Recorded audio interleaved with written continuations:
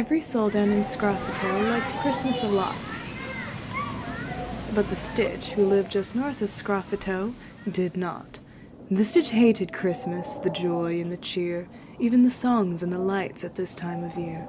Now, don't ask me why, he would never explain, for his grumbling little heart was too filled with disdain.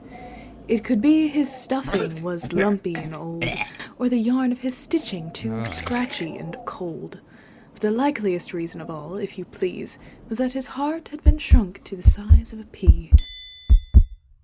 Whatever the cause, he hated Christmas and Eve, growling and grumbling, refusing to leave. He glared at the town in its festive commotion, seething with anger, his mind set in motion.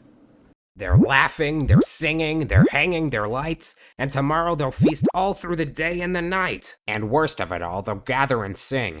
They'll hold hands in a circle and make the joy ring.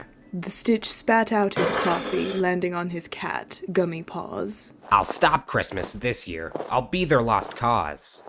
For 20 long years I put up with this cheer, but not this time. No, not another year.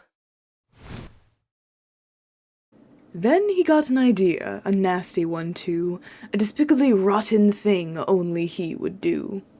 I'll steal all their joy, their ribbons and bows, their stocking, their roast beefs, their wreaths, and their clothes. He dug through his junk, stitching red as he sat, and fashioned himself a Santa Claus hat. He tied up old Gummy Paws, stuck on fake reindeer ears, then said, "Let's head out. I'll bring 'em to tears." All through the town, where the folks lay sleeping, the Stitch crept and crawled with his devious scheming. He stole all their presents, their candy, their lights, the food from their pantries, a tree from their nights. But as he tugged on the last bit of tinsel, a voice made him freeze. It was tiny but gentle. "Why, Santa? Why take our Christmas tree so?"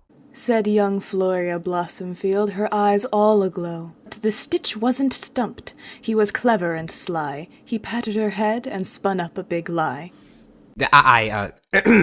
This tree, my little sprout, has a bulb that won't light. So I'll fix it and bring it back here later tonight. And with that fib spoken, he sent her to bed, then stuffed up the chimney with tinsel and sled. By dawn the Stitch reached his old hilltop hovel, his bags full of Christmas he planned to unravel. Haha, boo-hoo to those fools.